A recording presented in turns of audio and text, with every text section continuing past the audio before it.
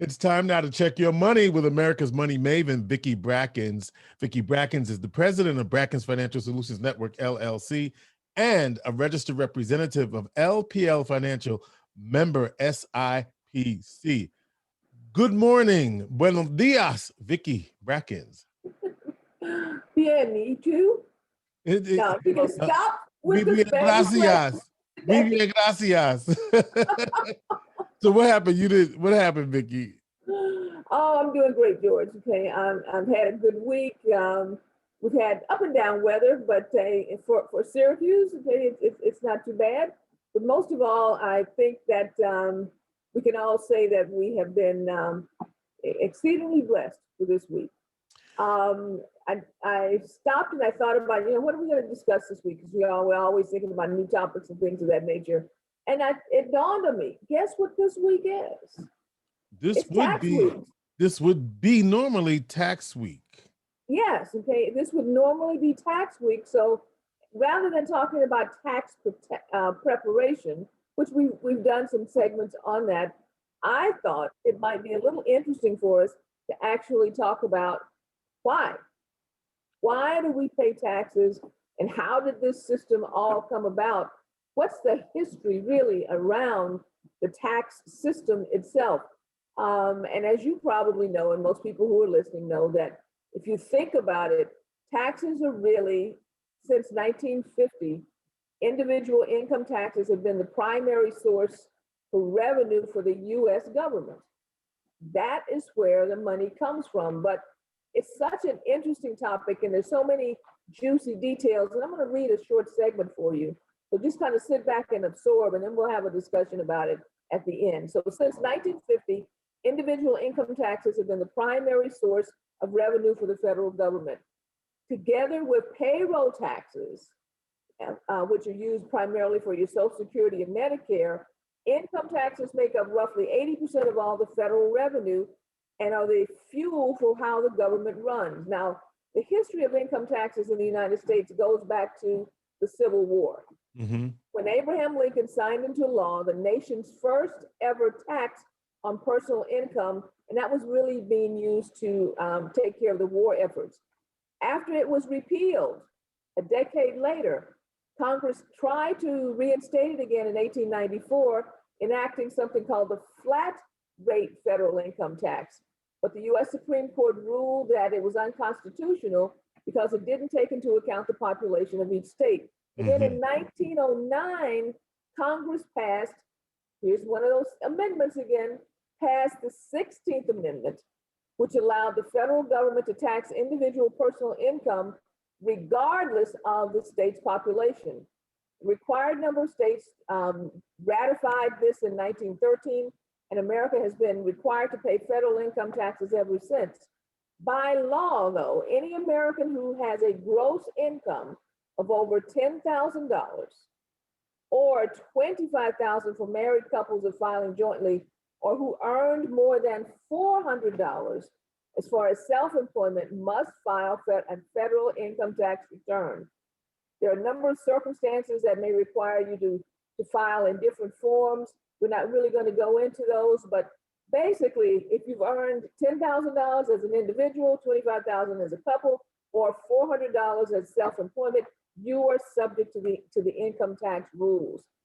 By the way, in Puerto Rico, which is a U.S. territory, residents aren't required to pay federal income tax if their only income comes from Puerto Rico.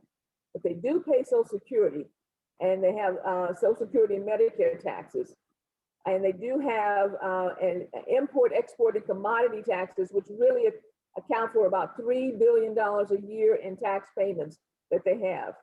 So there's lots of things around how taxes are calculated and the top rates, but one of the things you should remember is that, and I'm talking about tax rates, because there's conversations right now about, well, we have to fund the stimulus. We talked about the stimulus last week. Right. Now we have to fund the stimulus, and tax rates are going to go up. Well, the top rate of all time was in 1913. And that was, the bottom rate of all time was in 1913, and that was around 7%, with the top rate being in 1960, which was 91%. Wow. 91% was the top rate. But you have to realize that we have what's called a graduated tax rate. And so it's not that all dollars are taxed at that rate. As you go up the scale, there's a certain percentage of the dollars as far as the marginal tax rate system that is taxed at that top rate of 91%. For individuals though who are in the highest tax bracket, I'm sure there's some concern with the fact that we're talking about raising taxes again, but we actually happen to be in one of the lower tax positions that we've been in for a long, long period of time. So why do I care and want to really spend some time on why do we pay taxes? Yeah, why do we want to spend some time, and what does that have to do with me? Because most of us, which is interesting, right? Because most of us want to reduce our tax rate by any means necessary, but we do have to pay taxes for a reason. And certainly, like you said, if this infrastructure bill goes through, there will be some taxes for some folks that make a lot of money. So let's stop and go back to the very thing, first thing I said. Since 1950, individual income taxes have been the primary source of revenue for the U.S. federal government. They don't just sit around and hold that money and say, okay, fine, we're gonna sit it here. I do recall that there are many bills, projects, things that have to be done, roads that have to be built, schools that have to be funded, military that has to be funded, research that has to be done. We want the government to do this, that, this, and other. Takes revenue.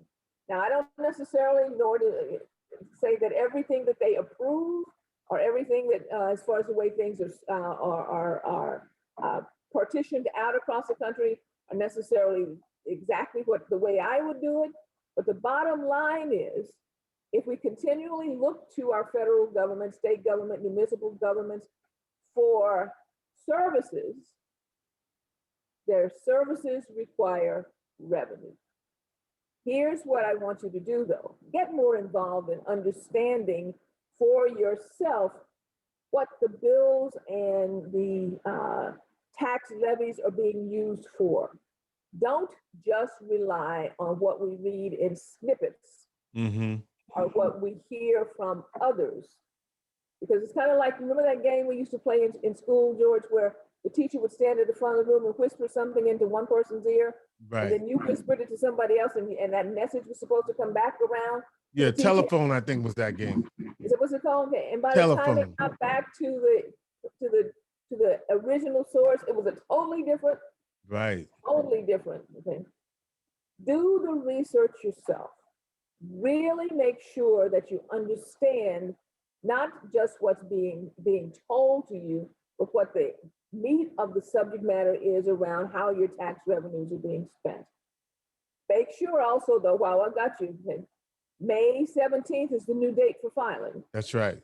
Okay, rather than the April 15th. But if you got it in early and you got it in before April 15th, wonderful. Sit back and relax.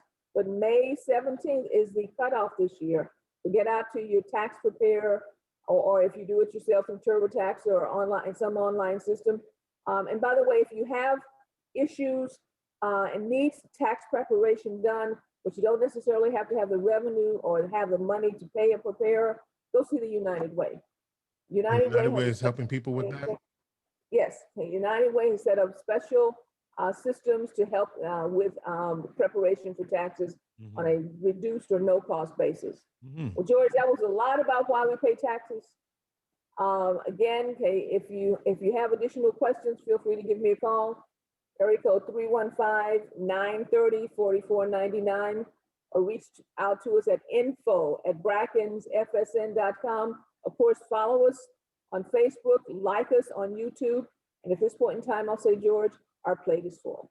All right, Vicki Brackens is the president of Brackens Financial Solutions Network, LLC, and a registered representative of LPL Financial member SIPC. She is America's Money Maven.